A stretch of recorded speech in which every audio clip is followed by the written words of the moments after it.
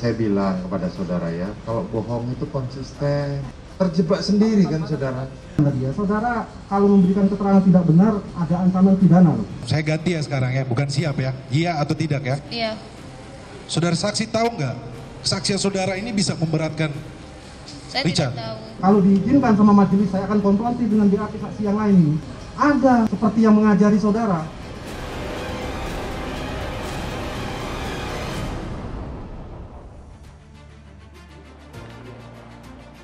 Selamat malam pemirsa, Anda menyaksikan catatan demokrasi. Sidang kasus pembunuhan berencana dan juga obstruction of justice terhadap Brigadir Nofriansah Yosua Huta Barat terus bergulir. Saat ini masyarakat tertuju pada ruang sidang karena sudah masuk ke proses pembuktian. Di sana ada saling sanggah, kemudian banyak fakta-fakta baru yang dipertontonkan ke hadapan publik. Mana nantinya yang akan menjadi pertimbangan matang dari majelis hakim? Karena antara terdakwa dan juga para saksi, kita lihat sudah mulai di sana ya, suara-suara gemuruh persidangan begitu. Betul, suara gemuruh karena kita melihat selama 2 hari terakhir berbagai drama nampak. Bahkan pada hari ini mulai dari permintaan maaf hingga tangis pun kita lihat di tengah persidangan. Pertanyaannya, apakah kemudian akan ada fakta baru untuk kemudian mengungkap tabir pembunuhan Brigadir Joshua? Kita akan ungkap dalam catatan demokrasi hari ini bersama dengan sejumlah narasumber kami. Tapi sebelumnya kita akan hadirkan terlebih dahulu ini cuplikan persidangan pada hari kemarin, di mana ada sejumlah saksi yang kemudian dihadirkan untuk terdakwa Barada Eliezer pada saat hari kemarin. Kita akan coba lihat terlebih dahulu. Ini yang juga cukup menarik perhatian, ramai juga di tengah media sosial karena dianggap kemudian memberikan keterangan yang berubah-ubah selama persidangan. Ini karena faktor gugup atau ngeblank atau apa ini? Kita dengarkan, ini saksi merupakan asisten rumah tangga dari Verdi Sambo atas nama Susi.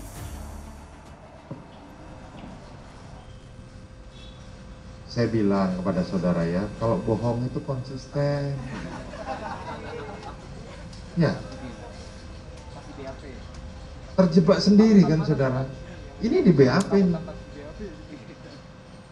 Makanya mana yang bohong? Saudara di BAP atau saat ini saudara bohong? Tapi hebat kali dia bisa perintah-perintahkan ajudan. Padahal dia hanya sopir loh. Dan saudara mengikuti apa kata kuat semua. Nanti kalau saudara sudah dipertemukan kuat baru kita akan cek lagi. Loh, kok mungkin? Nanti dulu, belum sampai situ. Inilah kalau ceritanya settingan yang seperti ini gitu loh. Kok anggap kami ini bodoh? Nggak masuk akal itu cerita. Paham? Paham nggak? Siap, Mulia.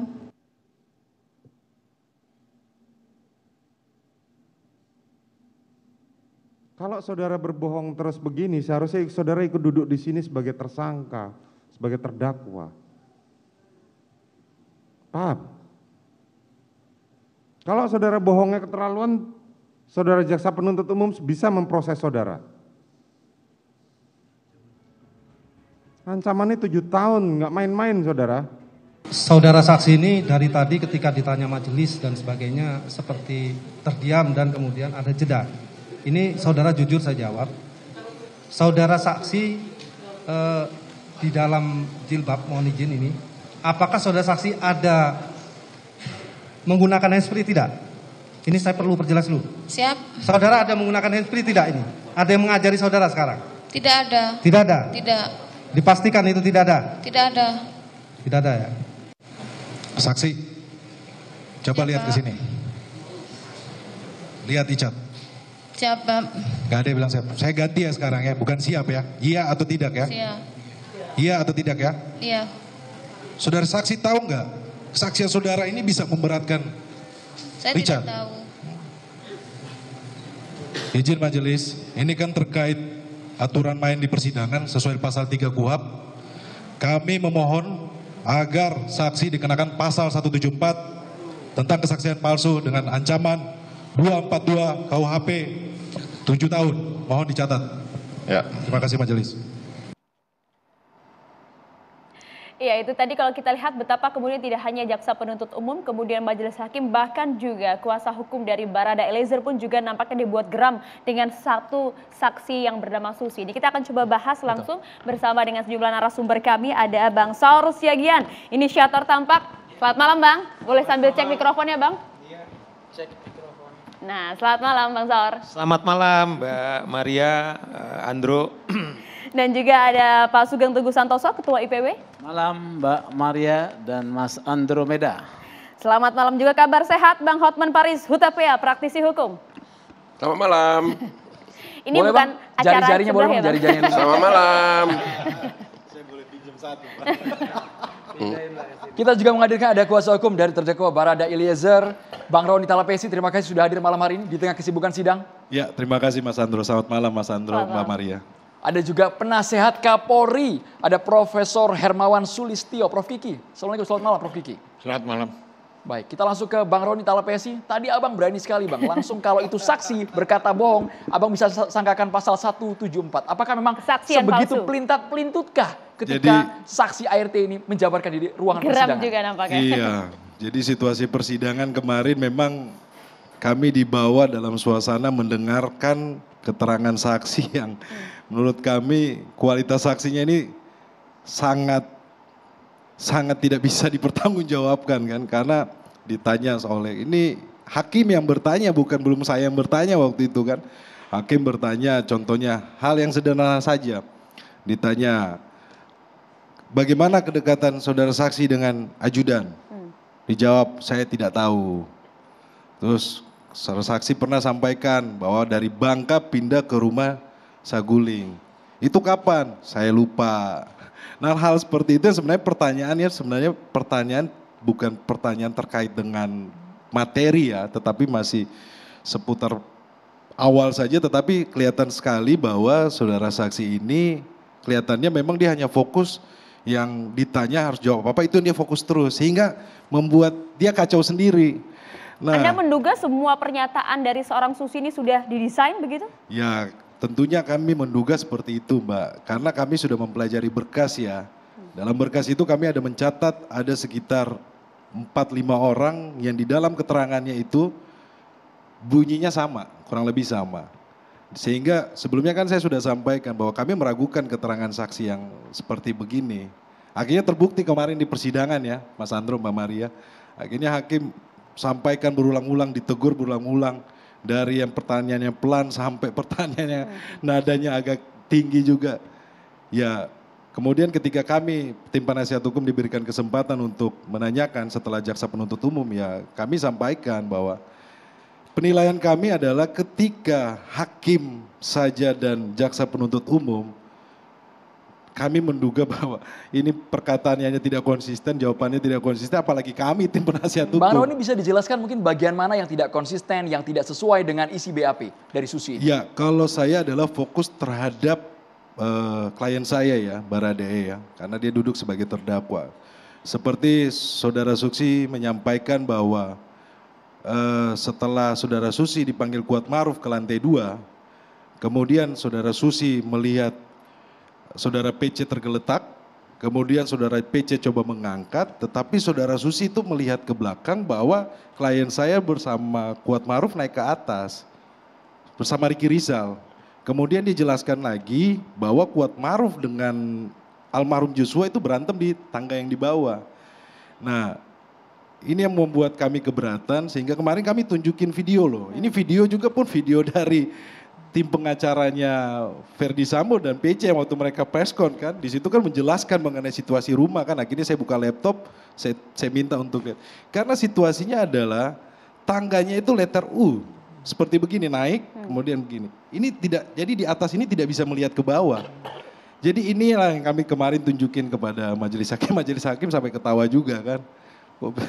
Akhirnya ditanyakan kepada Susi. Nah, kami mempertegas bahwa dalam hal ini, saksi ini harus berkata jujur ya. Sebelumnya saya sudah sampaikan harus berkata jujur, karena ini terkait dengan kepentingan klien saya. Nah, kami sudah ingatkan berulang-ulang, tetapi saksi masih sampaikan tidak benar dan kami lihat bahwa ini dia tidak menyampaikan sesuai dengan BAP, malah berubah-berubah. Akhirnya hakim sampai nanya, kamu mau pakai BAP atau keterangan yang di persidangan? Dia sampai lupa sendiri kan. Nah akhirnya kami sampaikan bahwa ini ada ancaman pidananya loh, 174 KUHP kemudian 242 KUHP, di situ kalau dibawa sumpah kemudian terkait persidangan ini bisa ada ancaman pidananya 7 tahun. Kalau buat kami ada ancaman pidananya, kami akan keberatan dan 9 tahun. Ketika saya menyampaikan seperti itu, menurut saya baru saksi ini menyadari. Karena hakim memerintahkan agar jaksa penuntut umum setiap agenda persidangan pemeriksaan saksi supaya saksi Susi ini dihadirkan. Jadi setelah selesai, kemudian masuklah ke pemeriksaan saksi ajudan ya. Di situ ada 4 orang, Romer, Farhan, Daden, Prayogi. Menurut kami ini adalah saksi yang penting, tapi sayang kemarin di mute, jadi mungkin rekan-rekan media teman-teman nggak bisa melihat keterangannya. Tapi menurut kami kualitas. Dibuka sekarang aja bang. Itu poin pentingnya seperti apa? Ya di situ jelaskan lah bahwa ini kan terkait klien saya kan disangkakan dengan pembunuhan berencana. Betul. Kan. Kemudian saksi Romer, Deden, kemudian Prayogi menyampaikan bahwa isolasi dari Verdi Sambo dan saudara PC itu bukan di Duren 3, tetapi di Bangka. Nah, kemudian terkait peristiwa di Bangka itu saudara Romer menyampaikan bahwa dari Saguling ke Duren 3, kemudian ketika saudara Romer diturunkan pertama kali, kemudian mobil itu jalan terus, sempat rekan-rekan lihat berhenti di rekonstruksi itu sempat mobil berhenti ya. Kemudian saudara FS turun, itu ada pistol yang jatuh. Nah saudara Romer itu melihat bahwa itu adalah pistol HS, ditanyakan oleh jaksa penuntut umum. Kemudian ditanyakan lagi sama majelis hakim, sama jaksa penuntut umum. Posisinya bagaimana? Pistol jatuh, sarung tangan ada di sebelah kanan. Nah kemudian di dalam rumah nggak lama berapa menit, terjadi penembakan. Saksi Romer menjelaskan bahwa penembakan itu 5 kalian, lebih dari 5 kali tembakan. Artinya mendengar ya? Mendengar dan posisinya dia langsung siap, dia bersama Farhan langsung cabut pistol langsung lari ke dalam kan. Sempat melihat di luar, dikirain ada penembakannya di luar, kemudian masuk ke dalam. Ketika di dalam itu ketemulah sama FS. Nah ini merupakan saksi fakta yang buat kami penting supaya mendudukkan kasus ini secara proporsional, jangan sampai menyampaikan bahwa klien saya ini semua yang dilakukan penembakan oleh klien saya. Nah ini sangat penting, kenapa? Karena kita lihat kan kalau barang bukti yang dikumpulkan ini juga menjadi barang bukti yang sudah rusak sebelumnya Bang. Jadi itu menjadi patokan kami, jadi saksi yang kemarin sampaikan seperti itu. Kemudian Farhan juga mendengar, kemudian menarik juga security dari komplek Marjuki menyampaikan bahwa mendengar tembakan itu lebih dari 3 kali. Jaraknya karena sangat dekat antara pos sama Duren 3. Kemudian kemarin saya gali juga mengenai situasi bagaimana ajudan yang memang bekerja untuk saudara FS. Nah mereka sampaikan bahwa kita tidak berani menolak perintah. Nah ini terkait dengan apa? Terkait dengan pembelaan saya tentang patuh dan taat. Bagaimana situasi dari para ajudan ini. Tidak hanya ajudan menyampaikan seperti itu. Nah kemudian saya tanya juga ke asisten rumah tangga, kalau nggak Damson kalau nggak salah, saya tanya bagaimana, Damson bilang sampaikan, kita kalau dapat perintah tidak berani menolak. Nah bayangkan saja yang lebih senior di dalam lingkungan itu saja tidak berani menolak pemerintah, kebiasaannya mereka ya. Tetapi seorang Baradae dengan waktu yang sangat pendek kemudian mendapat perintah itu bisa hakim melihat relasi kuasa di sana kuat. Tapi Bang, kuat. kalau bisa disampaikan dari persidangan kemarin, dari mulai kemudian saksi Susi hingga saksi berbagai ajudan yang dihadirkan, ada tidak kemudian yang disampaikan poin penting yang kemudian justru memberatkan klien Anda? Saya pikir kemarin tidak ada yang memberatkan ya, malah kami mendapatkan hal-hal yang menjadi bahan kami untuk nanti di pembelaan, di pledoi ya, karena mempertegas posisi klien kami. Nah saya sampaikan juga, kebetulan salah satu saksi, 2 saksi Romer dan Prayogi itu adalah masih anggota BRIMOB. Saya menanyakan bagaimana BRIMOB kebiasaannya mereka ketika mereka mendapatkan tugas. Kemudian kan dalam hal ini kan perlu diketahui bahwa Baradae ini dalam tugas karena dia ada surat tugasnya, dia di BKO-kan. Jadi kebiasaan BRIMOB seperti apa? Mereka selalu patuh dan taat ketika menerima perintah mereka harus laksanakan. Nah terkait detail-detailnya nanti di agenda pembuktian. Tapi yang kami ingat kemarin ada pernyataan Susi bahwa sebenarnya tidak ada sama sekali itu keributan di Magelang. Ya, akhirnya Susi itu kan menyampaikan. cukup aneh, berbeda dengan uraian dakwaan yang diutarakan oleh Susi JPU. mencabut kan keterangannya setelah diikut sertakan dalam ini pemeriksaan saksi ajudan kan. Kalau teman-teman lihat Susi duduk di belakang kan. Kemudian kan ini kan berbeda antara Susi dengan para ajudan. Kemudian hakim menanyakan, kamu masih mau bertahan dengan keterangan kamu sebelumnya atau kamu mau cabut? Akhirnya dicabut sama dia. Kan dia tahu bahwa ini ada ancaman pidananya loh. Tidak main-main. Jadi hakim merasa bahwa jangan dilecehkan pengadilan ini gitu loh. Jangan dinodai persidangan ini. Itu yang kami lihat bahwa ini hal untuk kedepannya sehingga ini saksi berkata jujur ya. Oke, artinya sejauh ini puas dengan hasil persidangan? Kami puas. Oke. Dan kami yakin. Kita boleh ke Bang Saur Siagian ini. Bang Saur melihat seperti apa? Karena kami melihat Anda juga bagian yang cukup dekat dengan pihak keluarga Yosua. Tapi di persidangan banyak sekali antara keterangan saksi, kemudian terdakwa yang membuat penonton juga bingung. Yang pertama karena audionya di mute, yang kedua karena ada perbedaan tadi ya Bang ya.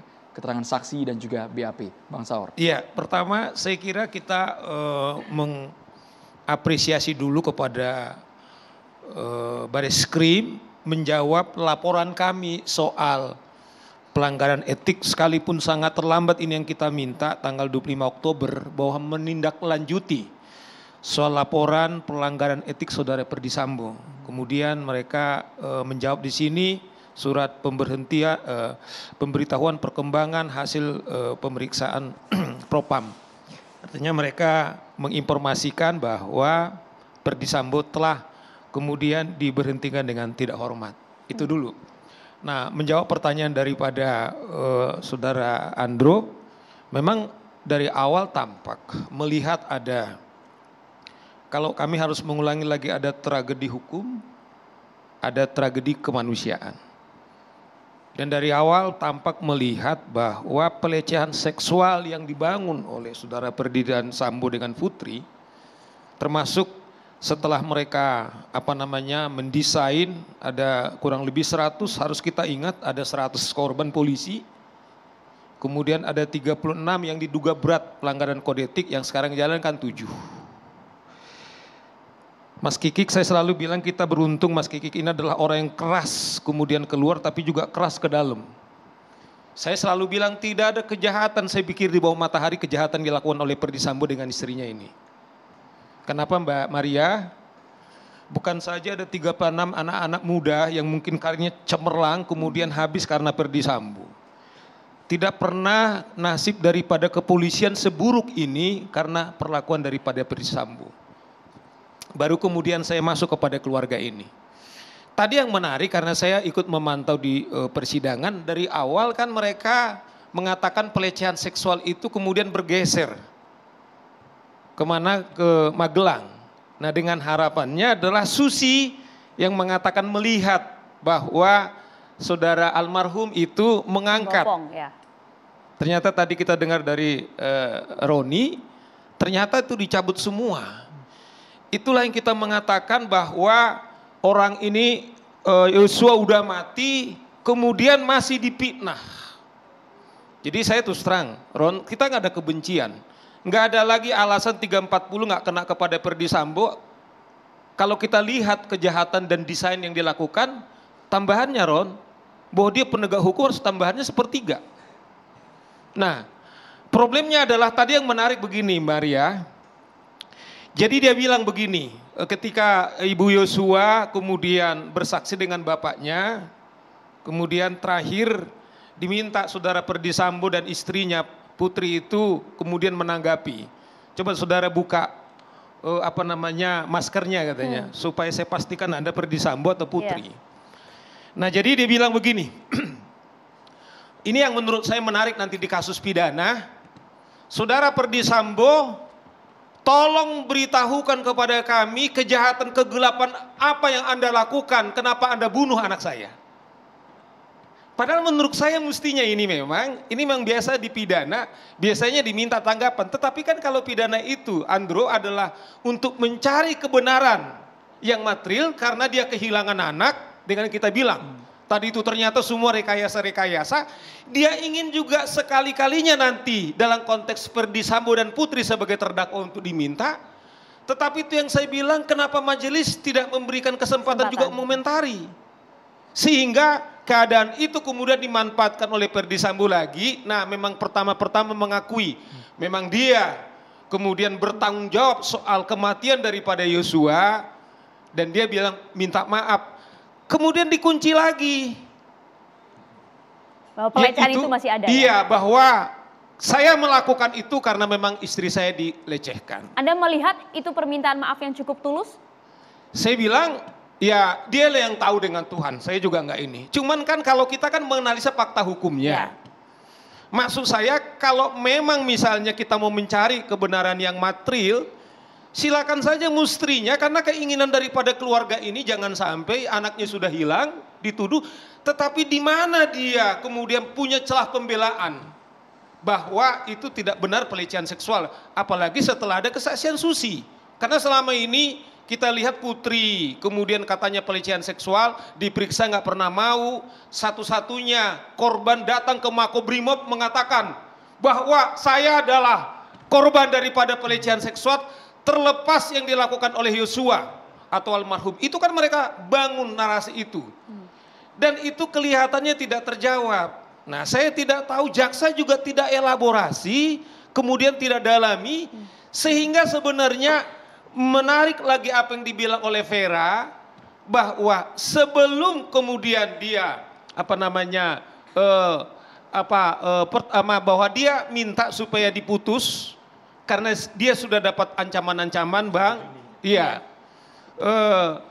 Sementara ini kita tidak elaborasi. Nah, menurut saya sebenarnya udah kita lihat sesungguhnya bahwa pelecehan seksual itu menurut saya betul-betul rekayasa, tetapi majelis tidak mengelaborasi bahwa apa pernyataan ibunya yang mengatakan kejahatan apa yang kau lakukan Sambo, tetapi karena itu dilakukan di persidangan, menurut saya juga sesungguhnya itu juga fakta yang tidak bisa kita. Ini Bang Saur menarik karena Anda mengatakan pelecehan seksual rekayasa, tapi jelas tadi di persidangan Ferdy Sambo tetap kekeh. Saya melakukan karena ada pelecehan seksual. Sesaat lagi dijawab, Bang Hotman juga boleh mengomentari, hanya di catatan demokrasi pemirsa.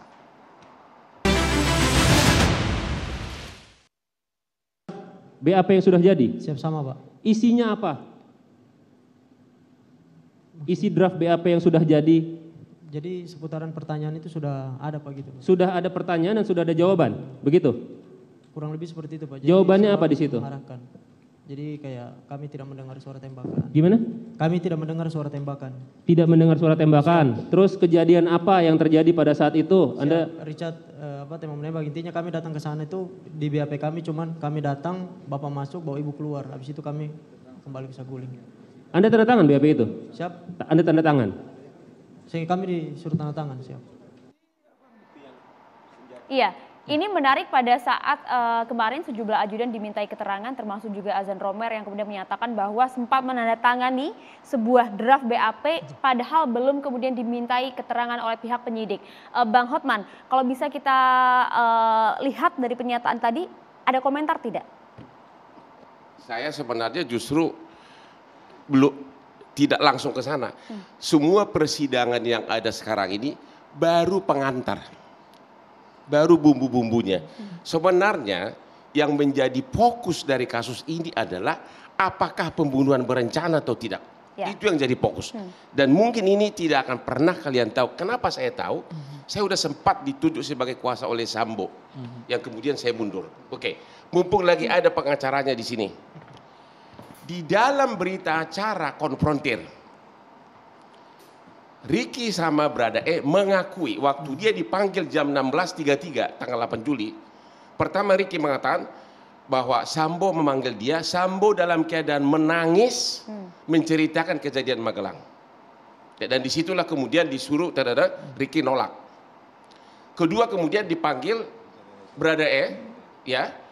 Juga Brada mengatakan Sambo menangis, seorang jenderal menangis menceritakan kejadian di Magelang, dan disitulah ada perintah-perintah itu, ya kan? Itu benar di BAP kan? Nah ini nih, ini kalau dari segi teori hukum pidana, ini nanti bakal meledak di persidangan. Kalau pengacaranya memang ini akan dipakai, ini yang menjadi karena apa?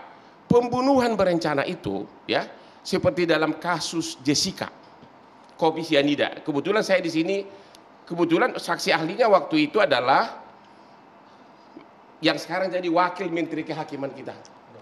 Ya, Prof. Edi. Ini saya bacakan di sini dan ini sangat relevan nanti. Ya, Edi Haritz, Prof. Ya, dia mengatakan di sini, Pak Edward, bahwa pembunuhan sederhana itu harus dipenuhi 3 unsur. Satu, ketika pelaku memutuskan kehendak itu dalam keadaan tenang. Dalam keadaan tenang. Dalam keadaan tenang, tembak dalam keadaan tenang. Ini dalam keadaan menangis. Apakah itu tenang? Itu jadi perdebatan nanti. Saya tidak akan kasih pendapat dulu ya. Ya.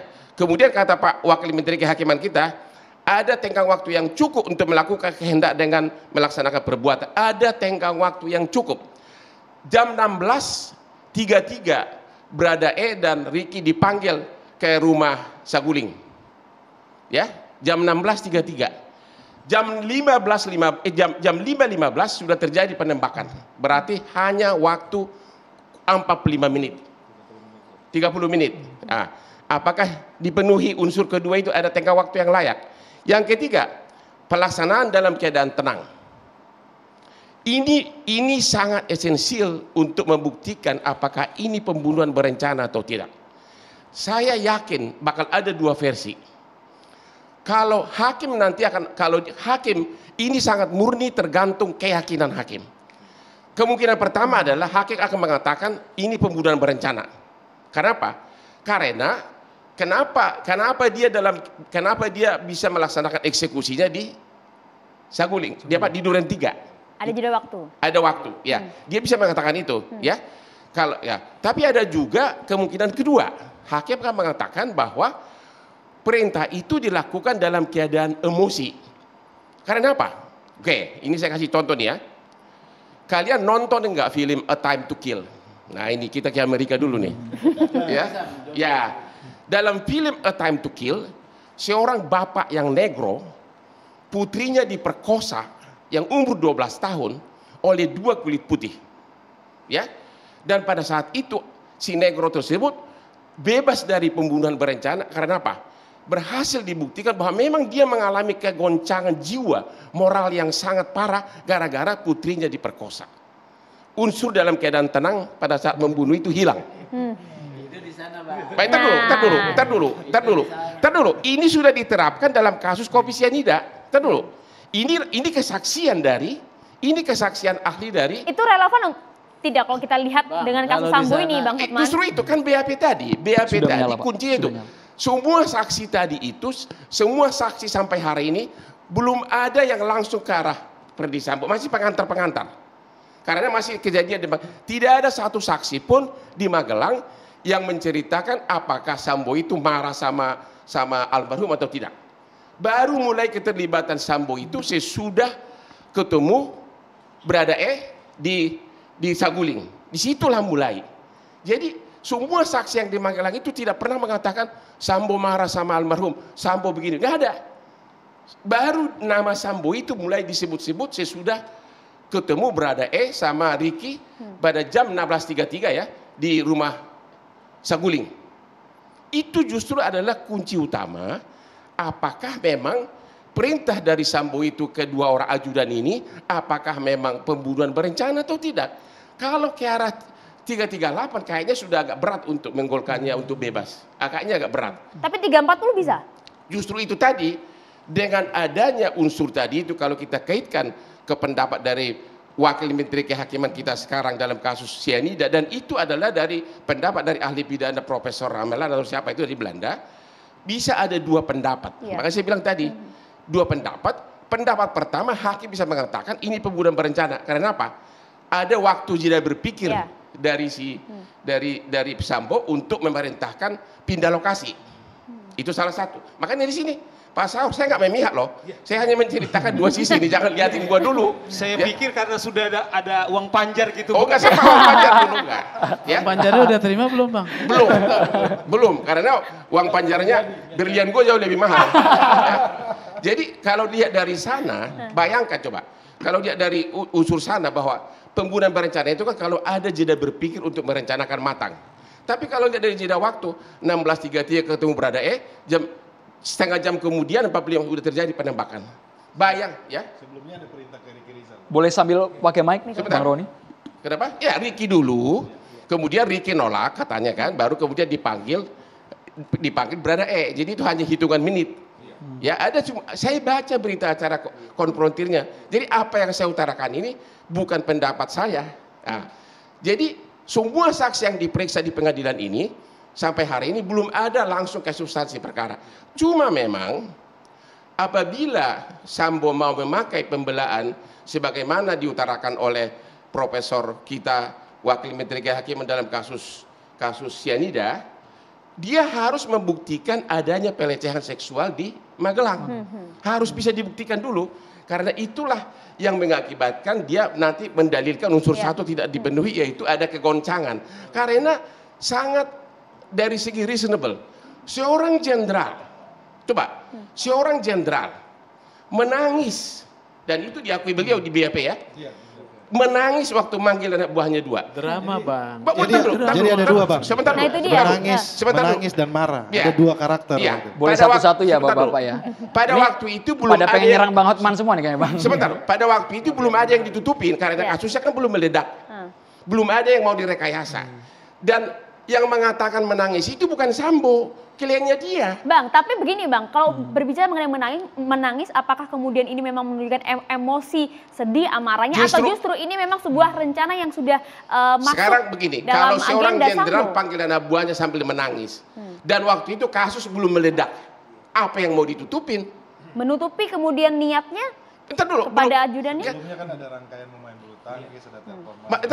Makanya itu yang langsung ke arah pembunuhan itu kan dari mulai pertemuan dengan Berada Kalau seorang jenderal manggil anak buahnya dalam keadaan tidak ada yang menyaksikan, loh. Jadi nggak ada drama. Kalau ada yang menyaksikan, oke lah.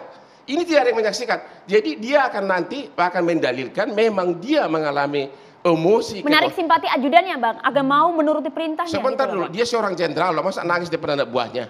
Nggak, saya tidak mau memihaki dia ya. Ini kan karena ada di BAP dari Berada diakui oleh beliau ini. Bukan cuma Berada saksi RR juga. Ricky juga mengakui. 2 ajudan mengatakan waktu saya dipanggil saya lihat nangis. Jadi artinya kalau melihat kepada unsur pembunuhan berencana itu bisa, kalau dalam kasus sianida, kopi apa sianida, itu kan bisa mengarah hanya 338. Gitu. Jadi kalau menangis itu ke anggota Kompolnas siapa yang Putri itu juga dia nangis sama LPSK. Ya, selain LPSK, Taupan Damani juga dia nangis. Anam juga dia nangis. Jadi dia merencanakan itu, tetapi dengan strategi yang dibilang Mas Sugeng tadi itu pemain watak, jadi bisa dia ketawa kemudian nangis. Jadi kalau soal nangis itu, memang dia strategi itulah juga meyakinkan kemudian orang sampai melakukan obstruction of justice. Bagian dari rencana. Artinya bagian daripada rencananya. Karena dia tiba-tiba kan bisa nangis, yang tidak karakter jenderal. Tapi dia juga bisa juga ketawa. Itu yang dibilang penyakit apa yang disebut itu yang apa? Bipolar. Iya, yang kayak seperti bipolar. Itu bahasanya siapa namanya anggota Kompolnas itu Mas? Yang dari Kontras. Pungki. Tapi coba. Andaikan, saya nggak menuduh ya.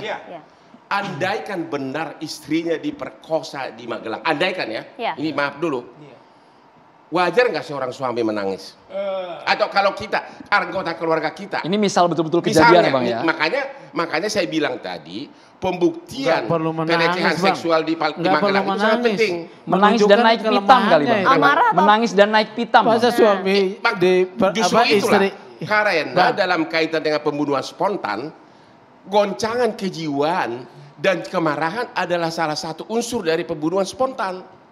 Makanya itulah dulu waktu saya baca berita acara itu, makanya saya sempat mau jadi kuasanya Sambo. Itu akhirnya nggak mau kenapa bang? Akhirnya nggak mau kenapa bang? Akhirnya nggak mau kenapa bang? Kan saya udah bilang ada 2 faktor. Satu, saya host di suatu stasiun TV keberatan karena saya sering jadi host untuk acara itu. Satu lagi ada faktor bisnis lainnya. Jadi tanggal 12 Juli bang, ya 12 Juli nih, ya.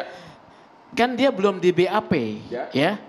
Dia belum di BAP nih, Sambo. 12 Juli ada seseorang menelpon saya menyatakan ya bahwa Sambo itu menangis dan menyesal. Sama nih, menangis dan menyesal, menyatakan kepada dia, mengapa bukan dia saja yang menembak? Itu ada pernyataan. Kemudian dia baru di BAP. BAP-nya itu kan dibuat setelah ya Setelah kemudian dibentuk tim sus, kemudian terbongkar, setelah Eliezer mengakui baru di BAP. Jadi ada jeda waktu dia berpikir untuk menyusun pembelaan di dalam bentuk BAP. Dulu, kalau bentuk BAP lain hal. Aku kan cerita tentang peristiwa penembakan itu dari BAP Baradae dan Ricky hanya berselang dari mulai dia ketemu sampai dia menembak itu cuma 40 menit. Kalau BAP berikutnya itu sudah pasca kejadian. Makanya saya bilang tadi, kalau ke arah pembunuhan spontan 338 memang sudah tipis kemungkinannya untuk gol, untuk dimenangkan gitu loh. Udah besar kemungkinan akan kena 338. Tapi dengan BAP ini BAP ini dari segi teori-teori semuanya itu 45 menit dia mengaku diperkosa istrinya, mungkin kita nggak tahu benar atau tidak. Tapi kalau itu, makanya dia pembuktian di Magelang itu sangat penting untuk kejiwaan. Karena tadi kan Profesor Edward mengatakan kegoncangan kejiwaan, waktu yang sangat singkat itu bisa mengarah ke pembunuhan spontan. Tapi kalau hakim berpendapat bahwa karena kau sempat ada jeda waktu berpikir untuk memindahkan lokasi eksekusi ke rumah dinas, itu bisa dianggap pembunuhan berencana. Karena ada waktu, tapi melihat waktunya 45 menit sampai 2 BAP mengatakan dia menangis pada saat itu adalah nanti bakal dipakai. Kalau persidangan sekarang itu belum masuk substansi. Belum masuk ke substansi intinya ya? Belum, karena roh kasus ini kan, kalau roh kasus ini kan mengenai apakah pembunuhan 338 atau 340, itu yang belum masuk. Yang ini masih mengarah ke kejadian di Magelang. Karena tapi ini juga penting. Sempat ada komunikasi juga sebelumnya kan? Kalau kejadian di Magelang itu bisa dibuktikan ada pelecehan, itu akan mengarah kepada teori itu tadi. Unsur pembunuhan berencana dalam keadaan jiwa tenang, tergoncang. Seorang jenderal kalau benar dilakukan pelecehan. Bang Hotman, tapi kan yang sekarang jadi perdebatan soal pelecehan seksual. Kita ingat di awal itu soal pelecehan seksual pernah SP3 yang di Jakarta, Bang. Tapi kemudian digaungkan kembali pelecehan seksual yang ada di Magelang. Saya sudah bahas dengan timnya. Itu memang waktu itu salah teknik mengenai dibuat di Jakarta. Itu memang benar kesalahan dan dia sudah akuin. Itu memang dikira yang di Magelang, Bang. Maksudnya laporan polisinya di Jakarta itu salah. Salah. Harusnya ke Pak Saur dulu. Ya, jadi begini, Bang Hotman. Didakwakan kan ini pasal 338, 340. Di situ tulis dengan sengaja. Dengan sengaja ini berarti apa? Mengetahui dan menghendaki. Ini saya berbicara posisi klien saya ya. Menghendaki. Mengetahui. Pembunuhan spontan juga mengetahui dan sengaja itu juga. Nah, dalam posisi Baradae dia tidak mengetahui apa yang terjadi. Apa yang terjadi dengan masalah ini dia nggak tahu. Menghendaki. Terbukti di persidangan kemarin kami menanyakan adakah masalah antara Baradae dengan almarhum Joshua. Kita tanyakan itu ke orang tua, ke adiknya. Tidak menghendaki karena faktanya adalah Richard Eliezer 1 bulan terakhir ini satu kamar tidur. Mereka berkomunikasi dengan baik. Ketika tanggal 6 mau beli nasi tumpeng, dia itu masih bersama almarhum. Ketika kejadian dia coba menanyakan almarhum, dia coba menenangkan almarhum, tidak mendapatkan jawaban. Tapi dalam BAP Baradae, justru Baradae yang mengakui semuanya. Mengenai saya disuruh begini, justru Baradae lah yang mengakui semuanya. Itulah yang dibilang berdasarkan soal perintah atau perintah. tidak itu hal lain. Artinya Baradae mengakui bahwa waktu dia diminta itu tidak melawan Baradae-nya. Makanya Bang, relasi kuasa ini nanti kita akan sampaikan di persidangan tingkatan paling bawah, kemudian kemarin kan saksi fakta juga kan ajudan-ajudan kan kita sempat menanyakan. Kalian berani nggak nolak perintah dari Pak FS? Kami tidak berani. Karena motonya Brimob kan sekali melangkah tanpa menyerahkan. Karena kan posisinya waktu itu di TKP Ricky Rizal yang pertama kali disuruh. Tapi tidak kuat mental ya Bang. Tapi tidak kuat mental. Keterangan Ricky Rizal ini harus kita uji Baradae. dulu di persidangan. Faktanya apakah Ricky Rizal ini mengetahui dari awal atau kami juga tidak 100% percaya dengan apa yang disampaikan Ricky Rizal. Jadi Ricky Rizal mengaku di BAP bahwa waktu dia dipanggil jam 16.33 Sambo menangis dan menceritakan apa yang dialami. Dia mengatakan bahwa kehormatan istri saya nenek-nenek itulah di Magelang. Tapi kemudian ditanyakan mau nggak gini-gini. Ricky bilang nggak berani, benar kan? Baru kemudian dipanggillah si Baradae yang lagi di bawah, dipanggil ke atas. Jadi sebenarnya jeda waktunya itu ada sama Ricky. Jadi ketika Ricky mengetahui kalau ini pun yang benar ya, Bang Hotman, harusnya Ricky itu menyampaikan kepada Richard Eliezer kamu lari, kamu jangan terima ini. Tetapi kan di dalam BAP cuma sampaikan, kamu dipanggil Bapak, terus Richard Eliezer menanyakan, ada apa Bang? Saya tidak tahu. Padahal dia harusnya tahu ya? Harusnya, Oke, dia kan artinya tahu. relasi kuasa itu begitu cukup Tapi kuat. pada waktu Berada E yang menerangkan secara detail. Ya, klienmu yang menerangkan. Iya, gitu karena loh. dia sebagai justice collaborator, tentunya dia harus menyampaikan semuanya secara utuh. Dia menerangkan semua apa yang diminta Sambo itu. Artinya dia tahu apa yang akan dilakukan. Dia tahu apakah itu benar atau tidak, itu saya nggak mengatakan. Tapi justice collaborator ini yang mengaku saya diminta begini, sambil marah dan menangis. Itu kata Berada E. Korelasi dengan pasal 51 ayat 1 KUHP Bang? 340 ini kaitannya. 340 karena saya kira semua hampir sependapat di sini.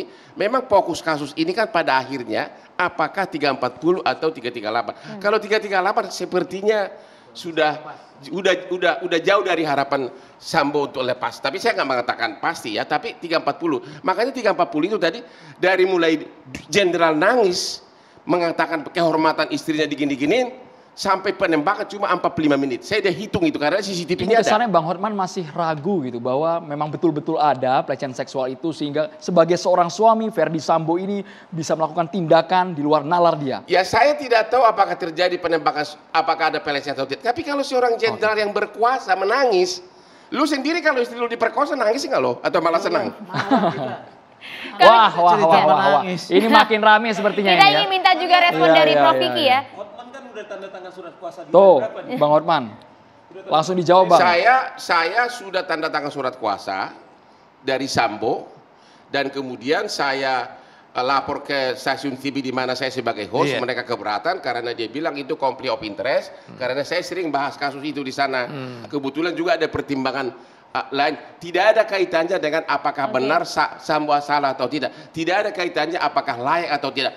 Masyarakat harus mulai belajar bahwa pengacara itu bukan membela orang yang salah atau benar, tapi membela orang yang bermasalah hukum. Di Amerika, mayat sudah di depan si pelaku, polisi harus mengatakan kau berhak mendapat pengacara, negara membayari kamu pengacara kalau kau bayar berapa itu? Apanya? Ferdy bayar berapa? Jangan begitu lah. Sesaat lagi dijawab boleh ya, bayar berapa dari pertanyaan, langsung to the point. Prof Kiki, nanti kita akan diskusi lagi Prof Kiki mengenai banyak sekali polisi yang juga terlibat di dalamnya. Hanya di Catatan Demokrasi pemirsa.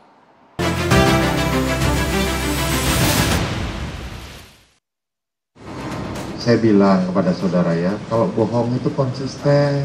Terjebak sendiri kan saudara.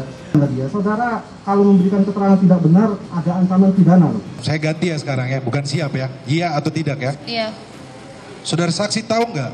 Kesaksian saudara ini bisa memberatkan Saya Richard? tidak tahu. Kalau diizinkan sama majelis saya akan konfrontir dengan BAP saksi yang lain ini. Ada seperti yang mengajari saudara.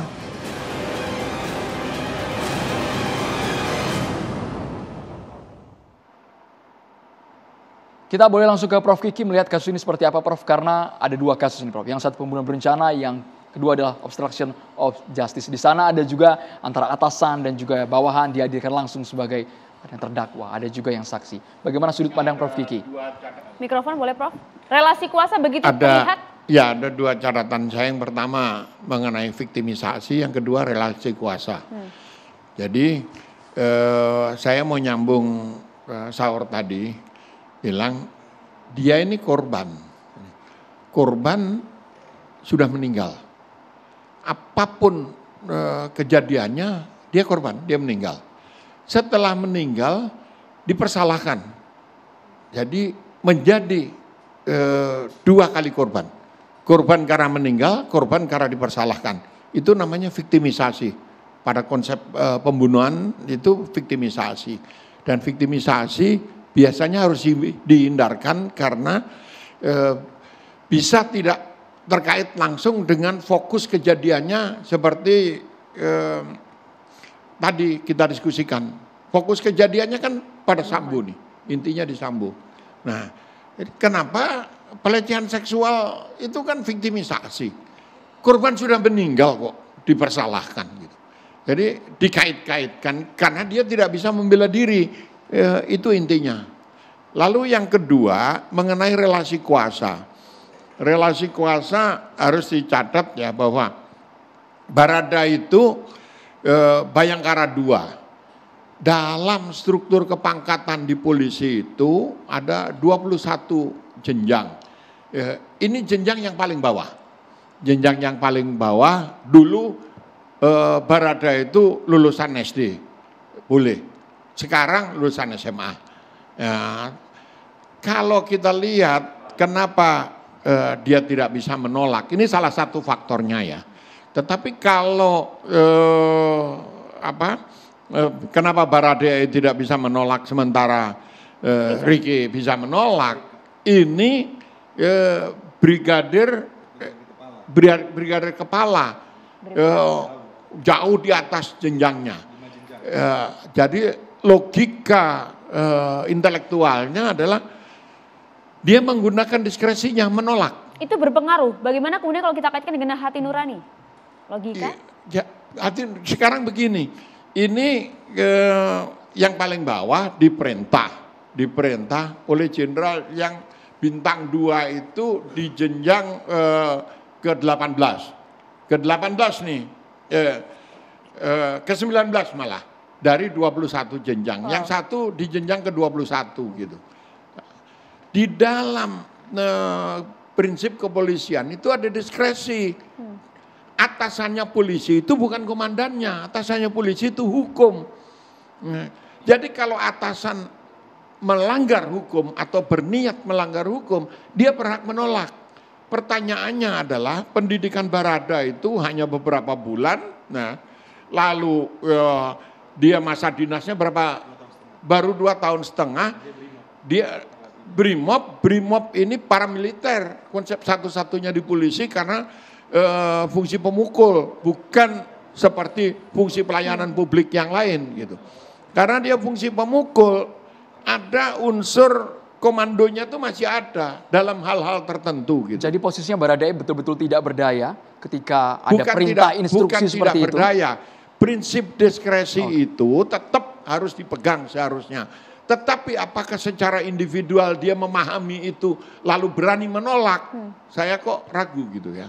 Saya ragu. Nah, ini berbeda dengan kalau brigadir kepala. Brigadir kepala sudah pasti pendidikannya lebih tinggi, pelatihannya lebih lama, 7 bulan ya minimal. Nah, bisa mendekati perwira gitu. Pada jenjang keberapa, kita lihat aja dari 21 jenjang. Tapi kan posisinya Baradae mungkin yang menembak pertama, tapi tembakan yang menurut uraian dakwaan vital dan mematikan adalah dari FS. Itu dalam uraian dakwaan. Iya. Proki. Terus? Ketika Baradae menembak, posisi korban masih saya bergerak. mau komentar soal itu. Kalau soal siapa yang menembak untuk 338, itu nggak relevan lagi. Oke. Karena memang sudah, ya kan, entah siapa yang menembak, tapi kan apakah itu perintah atau siapa, tapi kan diduga terlibat semuanya.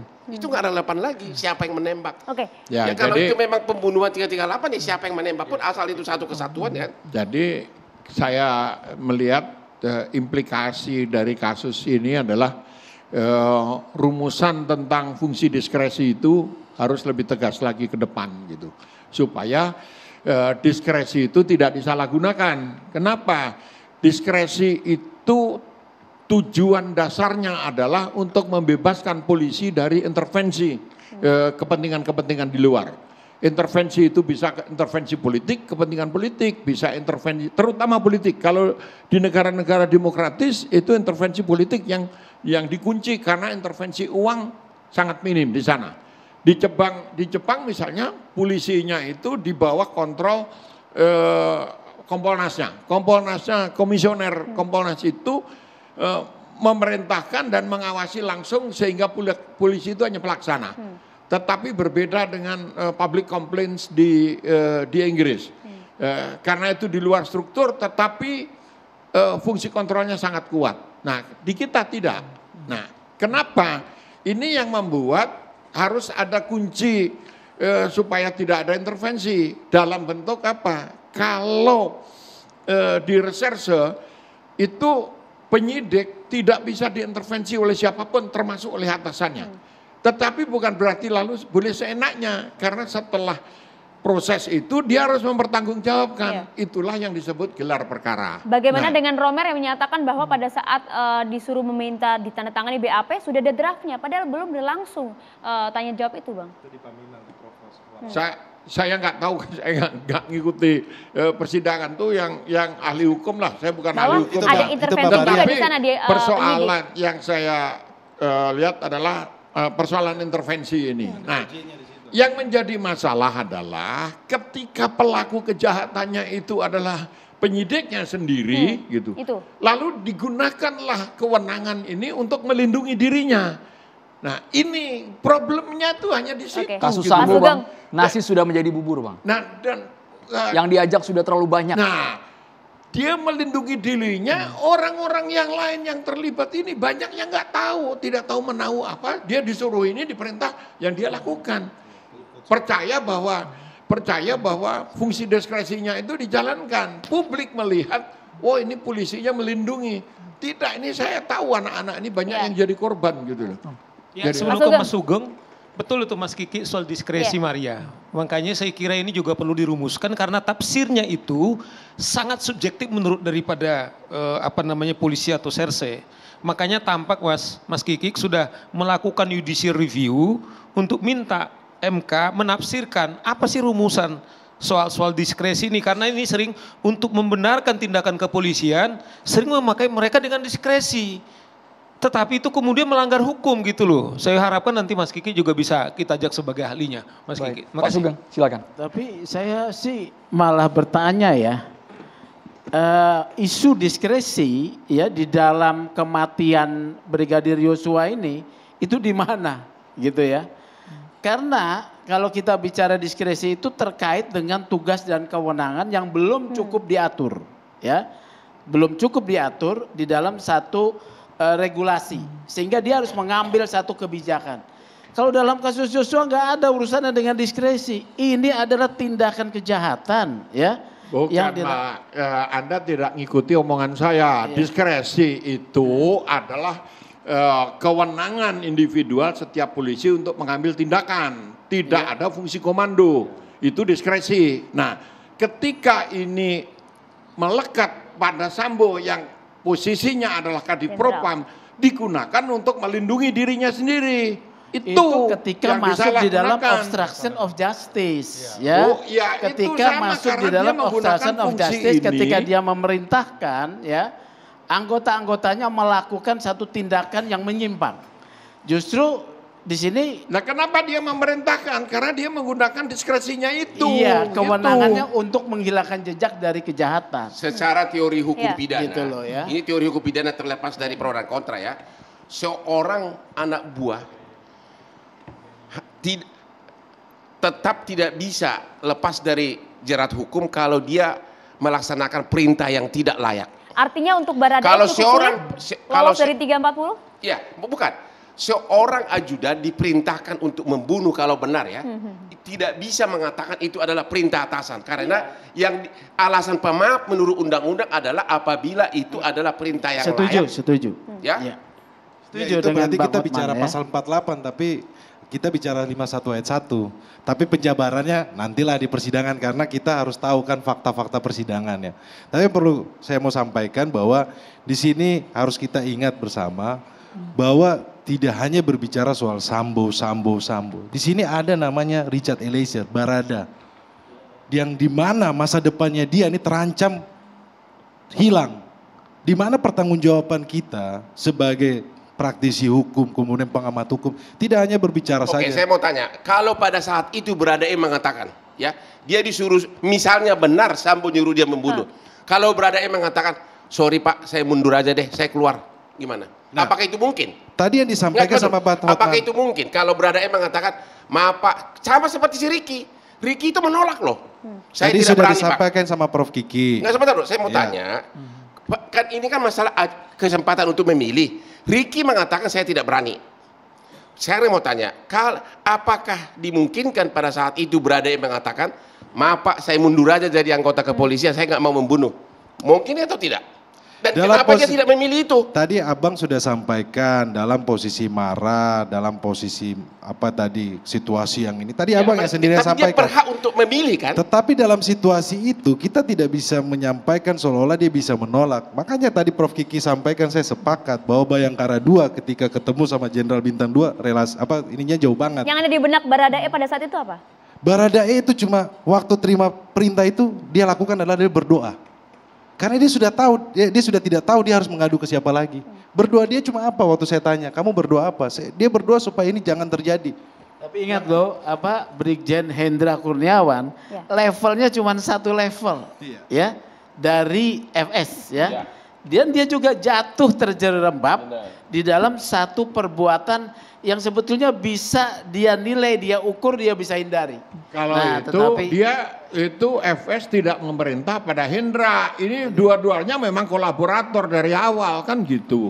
Untuk obstruction of justice, Hendra, kemudian Arif Rahman, ya, kemudian yang lain Agus Nur Patria, itu tugas sehari-harinya itu harus mengamankan alat bukti, ya, kemudian mengambil keterangan sesuai fakta, tapi dia terobos.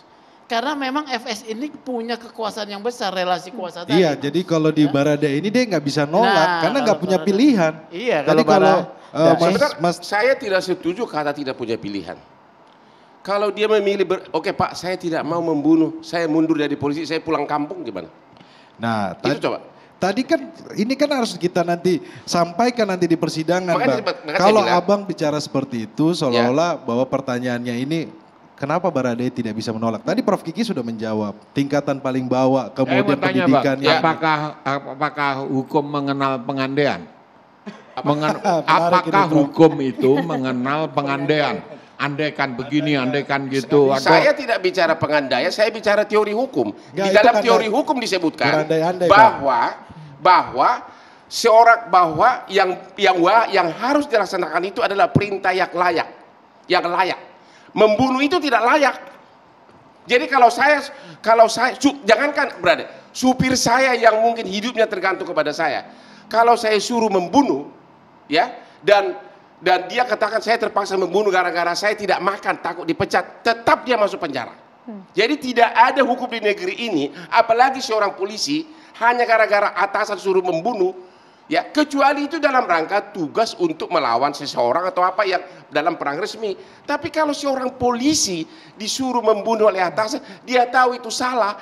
Tidak ada di hukum kita, Pak. Saya pikir begini, Bang. Ya, abang bicara soal pasal 48. Kalau saya kan fokus saya nih sesuai nanti kita lihat ya fakta-fakta persidangan yang akan muncul ya. Tetapi fokus yang kami sekarang yang kami kelihatan bahwa ada 51 ayat 1. Saya bacain, Bang. Barang siapa melakukan perbuatan untuk melaksanakan perintah jabatan yang diberikan oleh penguasa yang berwenang tidak dipidana.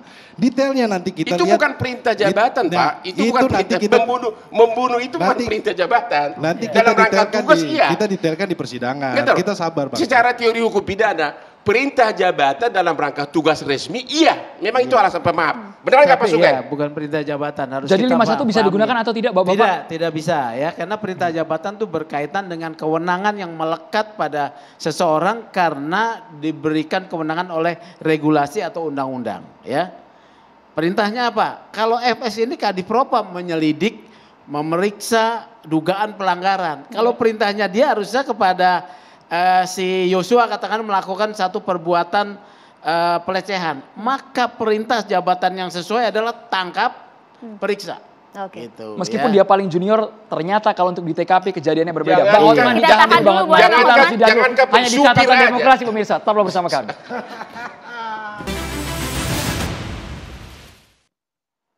Bang Roni, menanggapi beberapa narasumber tadi tidak bisa menggunakan pasal 51 ayat 1 untuk Baradae. Nanti ini persidangan masih panjang, Mbak Maria. Saya kan nggak mungkin saya buka semuanya seperti ini. Nah, makanya publik bilang kok si Roni ini irit bicaranya. Tapi dalam proses persidangan ini kan mulai keluar kan. Nah itu bagian dari strategi lah. Setiap pengacara itu pasti punya strategi masing-masing. Tapi dalam hal ini perlu kita sampaikan relasi kuasa yang disampaikan Prof Kiki betul. Nanti kita juga akan sampaikan mengenai 51 ayat 1 karena kita sudah melakukan asesmen psikolog. itu berkaitan juga dengan psikolog forensik kita. Ini saya sudah kasih bocoran nih, karena khusus buat di catatan demokrasi. Bang Roni, tapi soal tadi pertanyaan Bang Hotman, kenapa tidak ada pilihan? Apakah memang ada ancaman? Ataukah kalau tidak melakukan itu Baradae akan dibunuh oleh FS? Itulah nanti jadi bahan kami di persidangan. Nah, itu tidak ada dalam BAP. Itulah nanti jadi bahan kami di persidangan. Baradae itu dan saya baca di BAP tidak pernah menolak. Tapi terancam, ada nggak kalimat itu? Nggak ada kata-kata terancam itu, tidak pernah menolak. Akan ditujukan dengan asesmen psikolog. Ini kan pengakuan dia langsung. Nah nanti kan di fakta persidangan. Kalau Ricky mengatakan dia menolak, memang ada di BAP-nya. Rasa takutnya itu sesuai Bang, dengan asesmen psikolog, dengan latar belakang dia pendidikan dia SMA. Itu semua kita akan jabarin lah di persidangan. Tetapi untuk saat ini terlalu dini buat senior Bang Hotman. Tetapi begini teman-teman, senior-senior, jadi bahwa dalam proses ini pastinya kami akan fokus terhadap pembuktian ya satu persatu. Nilai penilaian 51 ayat 1, kemudian tadi Bang Hotman menyampaikan 48. Nah itu akan menjadi kajian kami, tetapi nanti itu setelah fakta persidangan ini yang kami ikuti. Itu akan menjadi bahan kami ketika kami akan lakukan pledoi ya, menyusun pledoi, itu menjadi bahan kami. Tapi dalam proses persidangan yang terjadi saat ini sudah mulailah terbuka fakta-fakta. Karena kan posisi klien saya ini kan dikenakan pasal 340 di mana di situ pembunuhan berencana. Nah, kita sebagai pengacara tim saya dan bersama tim adalah bagaimana supaya membuktikan bahwa Richard Eliezer tidak terlibat dalam pembunuhan berencana. Kalau saya baca berkas acara pemeriksaan, tentunya saya sebagai lawyer saya akan menyampaikan pembelaan, tetapi kan kita akan mencocokkan persesuaian alat bukti dengan lainnya kan. Masalahnya itu tidak bisa dipisah, Mas. Kalau Sambo terlibat pembunuhan berencana, dia suruh siapa? Baradae. Berarti Baradae juga pasti kena pembunuhan berencana. Itu nggak bisa dipisah. Satu-satunya yang menguntungkan Baradae adalah karena dia justice kolaborator. Nggak mungkin dok si Baradae 338 sementara ini 340 nggak mungkin. Karena itu kan satu paket. Ya, jadi memang pilihannya adalah 340 atau 338. Hanya itu. 338 kayaknya udah tipis harapan untuk ditangkis. Ya. 340 itu saya melihat ini mungkin tim kuasa hukumnya berterima kasih sama gua. Karena akulah yang pertama kali. Sudah tanda tangan kuasa ya Bang? Bukan, saya mau sesudah saya baca itu. Saya baca benar seorang jenderal menangis. Ya, saya baca lagi. Jangka waktu dia menangis sampai kemudian terjadi kalau menangis itu. Jangka waktu menangis sampai kemudian penembakan cuma kurang dari 45 menit dan itu tidak ada orang lain. Kalau itu berpura-pura dan waktu itu kan belum ada sandiwara, belum terbongkar. Maksud saya itulah motivasi saya. Saya melihat saya bisa masuk dari unsur bahwa pembunuhan berencana bisa lolos dari situ. Kalau 338 saya melihat agak susah untuk lolos. Dengan posisi JC Bang, justice kolaborator bisa jauh lebih dari itu lepas dari 338. Justice kolaborator kan tidak menghilangkan perbuatan, hanya dikasih keringanan. Perbuatan tetap ada, justru karena dia sudah mengaku, makanya dikasih justice kolaborator. Cuma dikurangi hukumannya gitu loh. Ya. Cuman kalau soal nangis-nangis itu Pak Hotman itu sudah terbantahkan. Ternyata itu betul-betul trik yang dibangun oleh Sambo. Sebentar dulu. Memang itu adalah trik yang dibangun dia untuk to convince gitu loh. Faktanya dari mana? Loh, kan itu yang kita bilang kalau Hotman bilang hanya nangis kepada Baradae dan kemudian enggak. Ternyata kepada semuanya. Kalau dibilang itu jenderal kuat. Kapolri juga. Iya Kapolri juga. Jadi waktu Kapolri kan pertanyaan Sugeng itu Kapolri. Bo, kamu terlibat enggak? Enggak, sambil nangis dia bilang kalau saya ada di situ, saya yang nembak kepalanya katanya. Jadi itu dibilang sama Kapolri Mas Sugeng. Ya, jadi bukan yang lain. Makanya saya bilang nanti ini benar-benar. Iya, jadi artinya itu adalah benar-benar perencanaan itu dengan trik nangis itu adalah meyakinkan bahwa dia seperti korban. Dan itulah makanya diakui oleh siapa namanya yang tadi dari Kontras itu. Akhirnya karena dia nangis-nangis yang tadinya Pungki yang tadinya dia mau pergi ke Kompolnas, karena dia nangis-nangis, kemudian Pungki jadi luluh hatinya, kemudian pergi ke Propam.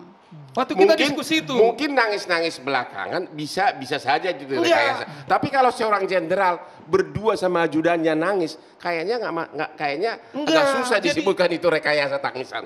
Makanya saya bilang tadi, saya tetap mengatakan ini kasus nasibnya Sambo ini jujur tergantung keyakinan hakim. Oke. Itu yang mana akan dipilih nanti Ale. Karena apalagi kalau tidak ada bukti kuat dugaan pemerkosaan di Magelang, makin hakim di sini benar-benar subjektif keyakinan hakim. Kalau saya sih yakin betul Dok, kalau ini 340.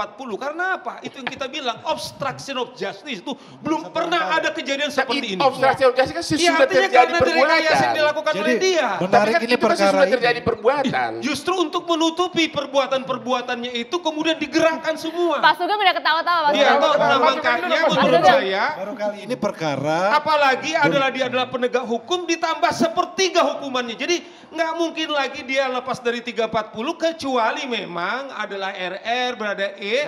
Menurut saya itu kemudian saya justru sependapat tuh dengan Bang Hotman soal waktu yang pendek ya. Waktu yang pendek saya pernah kasih pendapat bahwa pasal 340 ini problematik ketika masuk dalam jeda waktu yang pendek. Sebenarnya bisa ini membantu aja. Waktu Hotman kan sudah tanda tangan surat kuasa. Ya enggak, saya ini jelas ini real. Kenapa kembali ke situ ya? Bayar-bayarnya juga udah jelas. Tapi Anda tahu nggak? Berapa lama Hotman Paris kemudian membatalkan tidak jadi kuasa hukum? Itu nggak panjang, nggak berjam-jam, nggak berhari-hari. Untuk tanda tangan surat kuasanya itu kan sudah sekitar 3 hari. Ya, 3 hari masih berpikir, kan? Masih ada waktu untuk berpikir. Masih ada waktu. Kalau Baradae tidak ada waktu berpikir kan? Kan kalau di polisi semuanya siap. Iya, tapi nggak bisa dong. Masa kamu bunuh si itu ya? Siap. Bunuh si itu siap, nggak bisa dong. Kalau Bang Hotman jadi Baradae, bagaimana Bang Hotman bisa memposisikan dengan pangkat paling rendah? Saya tanya balik ke Abang. Itulah pilihan hidup. Gak, saya tahu kalau saya membunuh, kalau ketahuan saya akan masuk penjara. Ya udah saya mundur aja di pulang kampung. Saya tanya kalau posisi Abang di posisi Barada 2 ini, Barada. Ya itu pada saat itu posisi tergantung orangnya. Itu kan case by case, tergantung orangnya dong. Sama aja. Supir saya kalau saya suruh membunuh, sementara kalau dia tidak kerja, apakah dia bisa mengatakan karena anak saya tidak makan maka saya terpaksa mau menerima perintah Pak Hotman untuk membunuh? Apakah itu membebaskan dia? Ini sudah menyangkut nasib anak-anaknya. Jadi memang itu masalahnya. Itu semua pengakuan itu ada di pengakuan klienmu di BAP, bukannya rekayasa. Jadi ini keterangan ini harus sesuai dengan konstruksi hukum pidana yang secara utuh, Bang. Tidak bisa hanya bicara Richard Eliezer. Kan kemarin disampaikan satu saksi saja Richard Eliezer. Tetapi fakta di persidangan ada saksi bernama Romer. Ada saksi bernama Prayogi. Itu kan semuanya fakta yang terjadi di persidangan yang terungkap. Pada saat BAP, apakah klien Anda di bawah tekanan? Kalau skenario yang awal, kalau yang skenario awal iya di bawah tekanan. Karena di BAP-nya Saudara Romer itu disebutkan. BAP awal itu tidak terlalu merugikan Sambo. Justru terakhir ini yang malah merugikan Sambo. Karena itu BAP yang pertama, saksi-saksi menyampaikan kenapa merasa takut. Karena harus mengikuti skenario.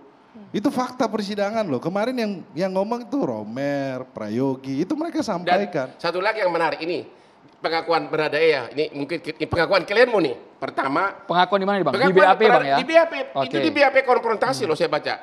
Si Baradae mengatakan satu nangis, kemudian dia cerita istrinya diapain, ya kan? Yang ketiga juga, klienmu mengatakan di BAP berulang-ulang Sambo mengajari dia untuk membuat skenario. Itu terus, ini pengakuan loh. Saya nggak tahu apa ini benar atau tidak, tapi itu tertulis di BAP berulang-ulang sampai makan waktu untuk kalau begini nanti begini ya begini. Oh tidak, kalau makan waktu tidak. Kalau makan waktu tidak, saya koreksi Bang Hotman. Kalau benar-benar dalam keadaan sadar menerima perintah tersebut kalau itu benar. Makanya nanti ini ada kami heran Bang, yang lebih tahu BAP ke sana kok malah Bang Hotman. Bang Hotman tidak jadi kuasa hukum ya Bang. Bang Hotman yang lebih banyak baca BAP. Ya karena saya baca dulu sebelum saya tanda tangan surat kuasa.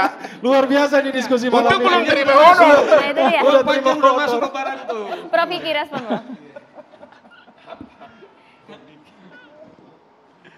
Saya nggak tahu harus komentar apa ini ya, karena ini tragedi gitu ya, tragedi dan bagi banyak orang ini arena untuk kepentingan. Kita bisa ketawa-ketawa di sini. Gitu. Padahal yang kita bicarakan itu tragedi. Biasanya kalau tragedi itu pantangan pertamanya adalah tertawa. Itu sebabnya kita tidak akan mendengarkan dan bisa menonton acara seperti ini kalau ada tragedi Yang seperti ini. Yang ketawa dia duluan hostnya ini. Di luar negeri. Bang Hotman yang tadi ketawa, Bang Hotman tuh lihat tuh terekam kamera Bang wajah Bang Hotman. Itu satu ya. Yang kedua saya ingin klarifikasi tadi yang soal nangis-nangis itu. Kapolri itu percaya omongan Sambo awalnya karena nangis-nangis itu gitu. Dan bersumpah atas nama Tuhan, atas nama negara, atas nama tanah air, atas nama Polri, atas nama pribadi, atas nama agama gitu. Bahwa dia tidak melakukan itu. Sampai ketika perkembangan di luar itu, perkembangan loh kok jadi kayak gitu. Itu Kapolri kan berkali-kali ngeluh kok jadi begini gitu. Suruh jujur lah Sambo itu jujur. Karena tidak terkendalikan isu-isu itu sampai meriksa sendiri Kapolri. Karena beliau kan mantan penyidik. Jadi diperiksa sampai subuh, dari pagi sampai pagi lagi. Satu-satu dia periksa, Sambo dia periksa, ini dia periksa. Sebelum akhirnya memutuskan ini 340. 340 dan lalu dilepas ya sudah kejadian. Cuman publik kan yang dengan berbagai kepentingan yang ada partai lah, ada inilah segala macam itu tidak sabar nunggu ini semua gitu. Nah, jadi kalau kembali pada kejujuran itu tadi dari awal memang tidak ada kejujuran. Publik menilai polisi melindungi. Tangisan itu skenario atau tidak Bang? Ya jelas skenario lah. Kenapa? Tadi yang dibahas kan sebelum peristiwanya. Nangis ke Eliezer, minta supaya mengambil tindakan gitu. Setelah kejadian lebih-lebih lagi. Jadi kalau kasus Pungki segala macam itu kan setelah pasca kejadian gitu.